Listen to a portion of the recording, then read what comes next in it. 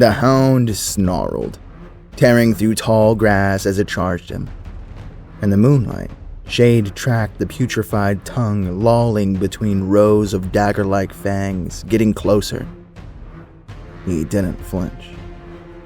Eyes narrowing, he aimed at the creature's glowing red eyes, pulling the bowstring taut. The beast leaped. Shade released.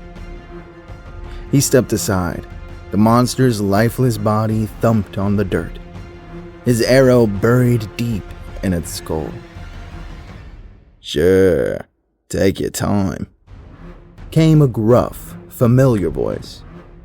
Nearby, a wall of churning muscle and glistening sweat held the line against the gloom. Crack's greatsword slashed left and right, his arms a rhythmic machine of death carving through the pack of undead beasts surrounding him. Shade's arrows whooshed, but for every fallen monster, another spawned from the darkness between the trees. 8 hours of undisturbed tranquility, snarled a female voice. That's all I require to harness the arcane ether. And you two just ruined it. Full Maxia stood before her tent, hands on her waist, campfire lights flickering over her frown.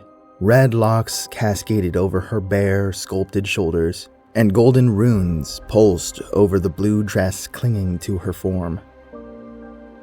"But putting on your makeup couldn't wait," snapped Shade, loosing an arrow that pierced a creature's neck. Fulmaxia huffed, closing her eyes and spreading her arms. The air crackled, leaves rose circling around her, red hair billowing as clouds gathered above. A thunderclap split Shade's eardrums. In a blinding flash, 100 lightning bolts descended from the heavens.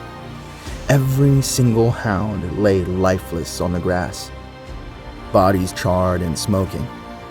A downpour began, drenching Shade's cloak.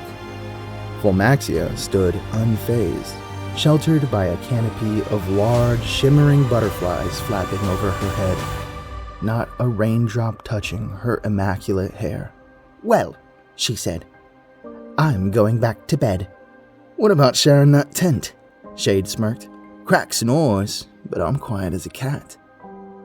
"You'd be sullying my aura." "Cats can sneak in while you sleep." "I'm not soaking to death, Maxie." Her blue eyes blazed. "If you put one toe inside my tent, you rogue, I'll turn you into the raccoon you are. Soap bars for hands, and an old accordion for a torso. We'll see how much sneaking you could do then." She spun around and stormed inside her tent. "Forget it, brother." Crack rested his enormous back on a large tree, rain and blood running down his bulging thorax. "Those magical times don't mix with the likes of us. Might as well get comfortable in the mud." Shade stared at the flapping tent, rain plastering his hair to his brow. "We'll see about that."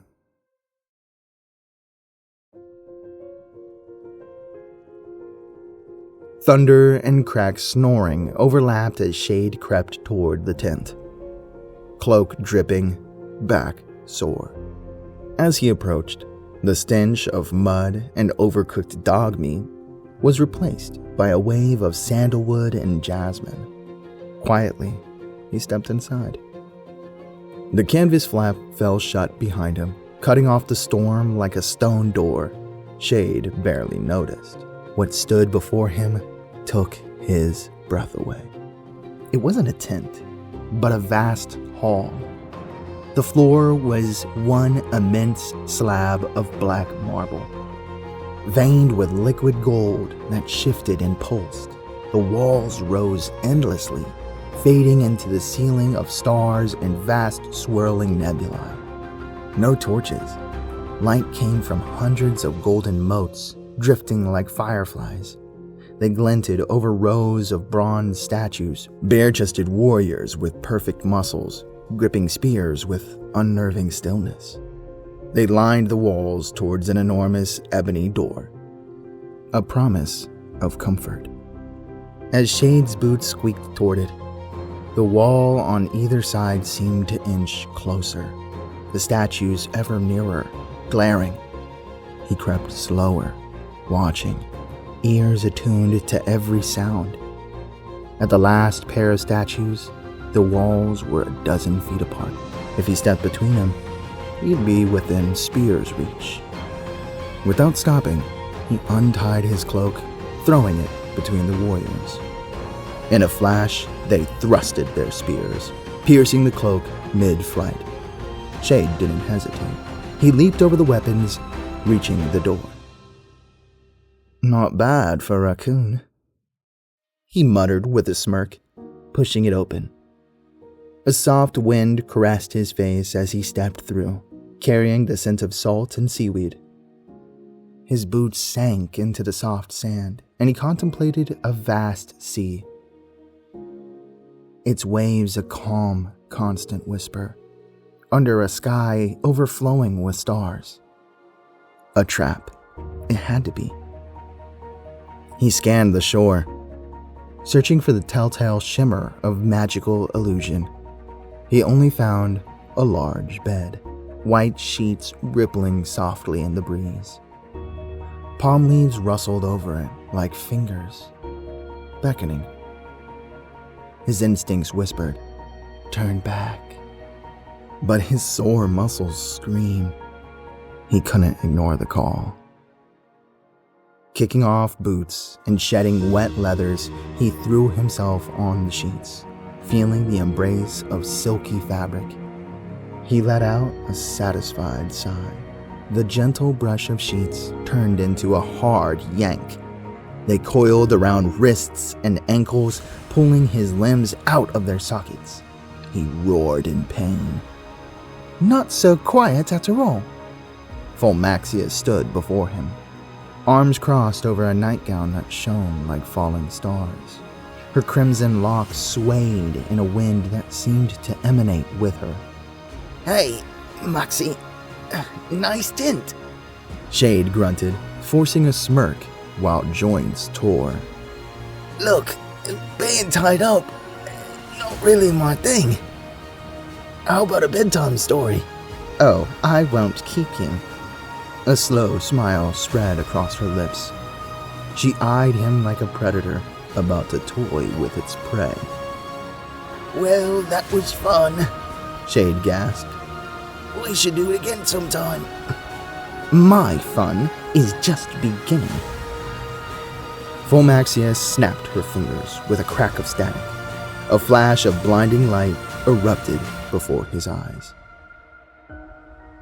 I could say I told you so." Crack chuckled under the dripping canopy. "But I think you've enough on your paws. But hey, shades of grey actually suit you." "Shut your trap."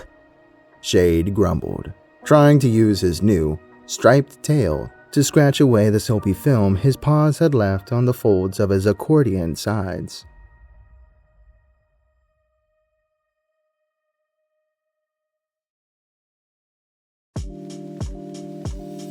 Hey guys, Struggo here. Thank you so much for listening to Shades of Grey by FHLevin. We've heard another story from them on my channel called Invisible. It'll be on your screen right now. If you like more of their writing, you can check it out on Wattpad. They're currently working on a short story sci-fi anthology called Shadow and Steel. I'm enjoying it right now, and I'm hoping that you will too.